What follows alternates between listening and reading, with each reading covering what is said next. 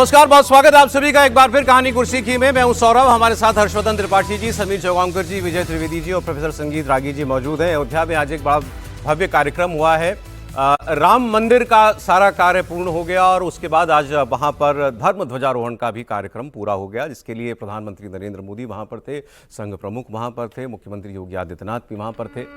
अब यहाँ जो ध्वजा जो है लहराई गई, फहराई गई, उसकी तस्वीर एक बार आप फिर देख लीजिए। उस पर कोविदार वृक्ष अंकित है, राम राज्य का प्रतीक माना जाता था।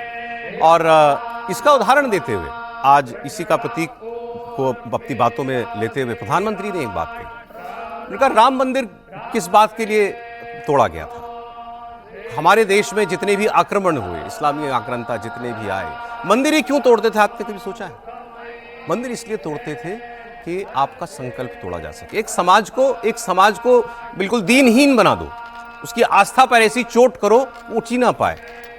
और फिर धीरे धीरे इस्लामी आतंकी तो चले गए हमारे देश में, अंग्रेज आ गए और अंग्रेजों ने भी वही काम किया कि ये देश अपनी जड़ों से जुड़ा रहेगा तो कभी ना कभी तो खड़ा हो ही जाएगा, तो इसकी जड़ें काटो। फिर उन्होंने मैकाले का नाम लिया। ये मैकाले ने आपको ये बताया कि आपके देश में जो है वो सबसे बुरा है, वो सबसे दीन है, और इसके अलावा दुनिया में जो कुछ है वही अच्छा है, और उसी को अपना। तो उन्होंने कहा कि जो समाज अपनी जड़ों से कट जाता है वो इतिहास के पन्नों में दफन हो जाता है। सुनिए। वृक्ष इस बात का उदाहरण है कि जब हम अपनी जड़ों से कट जाते हैं तो हमारा वैभव इतिहास के पन्नों में दब जाता है। साथियों, जब भरत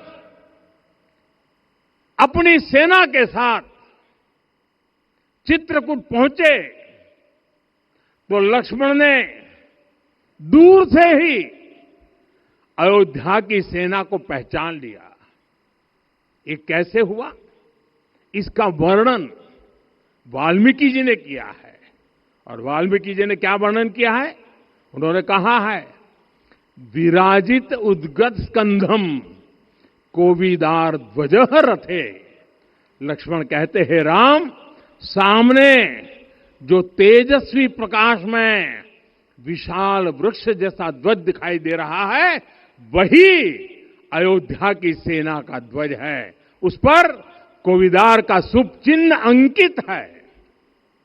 साथियों, आज जब राम मंदिर के प्रांगण में कोविदार फिर से प्रतिष्ठित हो रहा है, यह केवल एक वृक्ष की वापसी नहीं है, यह हमारी स्मृति की वापसी है, हमारी अस्मिता का पुनर्जागरण है, हमारी स्वाभिमानी सभ्यता का पुनः उद्घोष है। कोविदार वृक्ष हमें याद दिलाता है कि जब हम अपनी पहचान भूलते हैं तो हम स्वयं को खो देते हैं, और जब पहचान लौटती है तो राष्ट्र का आत्मविश्वास भी लौट आता है। और इसलिए मैं कहता हूं, देश को आगे बढ़ना है तो अपनी विरासत पर गर्व करना होगा।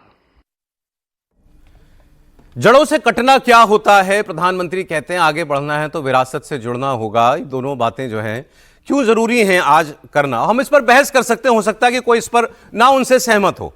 तो मैं आपको एक तस्वीर दिखाता हूं। आप 2 दिन से एक विषय देख रहे होंगे, आज की कल की एक बहुत बड़ी खबर भी थी कि यहां दिल्ली में वायु प्रदूषण को लेकर के कुछ छात्रों ने एक प्रदर्शन किया कर्तव्य पथ पर जाकर के, और ये नारे क्यों लगा? मैं जानबूझकर ये तस्वीरें आपको आज प्रधानमंत्री की इस बात के साथ दिखा रहा हूं कि नारे लगा रहे थे नक्सलवाद के समर्थन में, और नारे लगा रहे थे एक दुर्दांत कुख्यात मारे जा चुके, जिसके ऊपर लाखों रुपए का इनाम था, नक्सली हिडमा के, करोड़ रुपए का इनाम था, 1 करोड़ रुपए। उसके समर्थन, कितने हिडमा मारोगे हर घर से हिडमा निकलेगा। ये कौन? हमारे बच्चे हैं ना, हमारे घरों के बच्चे हैं, हमारी यूनिवर्सिटियों में पढ़ते हैं। इनको क्या पढ़ाया जा रहा है? और इनको जो पढ़ाया जा रहा है उससे देश की के आगे बढ़ने में या देश के विकास में कौन सी हमें सुविधा मिल रही है? या हम इनके मन में जो बातें डाल रहे हैं, जो बीज डाल रहे हैं, उसका क्या परिणाम होगा? जरा आप सोचिए। क्यों प्रधानमंत्री ये कह रहे हैं कि हमको हमारी जड़ों से काट दिया गया? जितनी किताबें, ये प्रोफेसर साहब यहाँ हैं, जितनी किताबें लिखी गई अंग्रेजों के जाने के बाद हमने भी वही किताबें पढ़ी। और त्रिपाठी जी भी कह रहे थे, लोग कहते थे राम मंदिर की जगह ये बना दो, वो बना दो, वो बना दो। हमारे जैसे बहुत लोग जब पढ़ते थे तो हमें भी ऐसे ही लगता था, क्या झगड़े में पड़े हैं यार, हिंदू मुसलमान के झगड़े में पड़े हैं।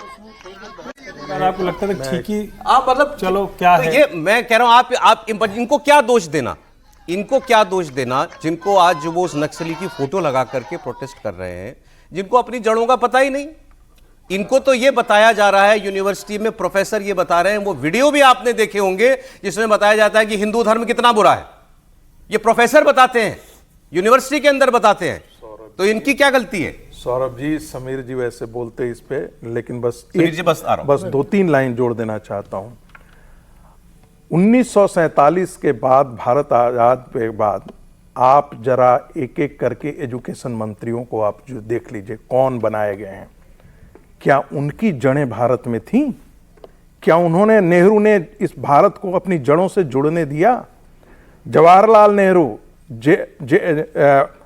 Aligarh university, Jadavpur university, Hyderabad university, Delhi university, उस समय के आप जरा अपॉइंटमेंट देखिए कैसे हुआ करता था।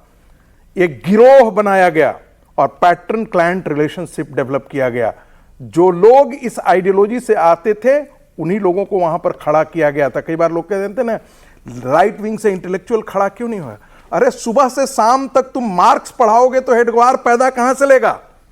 तुमने हेडगवार किसी को पढ़ने की आजादी ही नहीं दी। अब कह रहे दोनों पढ़ाओ। नहीं, आज कहता है वो लोग, आज जब उनको हथौड़ा उन्हीं में मिला, हमको पढ़ना चाहिए, इस देश के जनता को एक जानना चाहिए। एक किताब का जिक्र कर रहा हूं, red hammer on Calcutta university, आपको सबको पढ़ना चाहिए। इन वामपंथी दुष्टों ने उस किताब को छापने नहीं दिया था, और वो भी सीपीआई के थे, वो भी नहीं थी कि राइट विंग थे। वो संतोष भट्टाचार्य जो वाइस चांसलर थे वो सीपीआई के थे। सीपीआई तक को कलकत्ता में उन लोगों ने, इन गिरोहों ने बर्दाश्त नहीं किया और उनके आज मार पीट, उनकी किताब नहीं छपने दी। आज भी ऐसे आइडियोलॉजी को छपने नहीं दिया जाता है इस भारत में, अभी भी वो स्थिति है। मैं तो ये कह रहा हूं, देश बदला है, बिल्कुल जरूर बदला है। और हम तो, मैं फिर कह रहा हूं, आप हेडगवार भी पढ़ाओ, आप मार्क्स भी पढ़ाओ, पता लगे दुनिया को। हेडगवार ने जो कहा, गोलवलकर जी ने जो कहा, या संघ जो कहता है, उसमें क्या अच्छा है क्या बुरा है, लोग बहस करें। जोड़ दो, मार्क्स ने और लेनिन ने जो कहा और स्टालिन ने जो किया, उसमें क्या अच्छा है और कितना बुरा है, ये भी लोग खुद तुलना करें।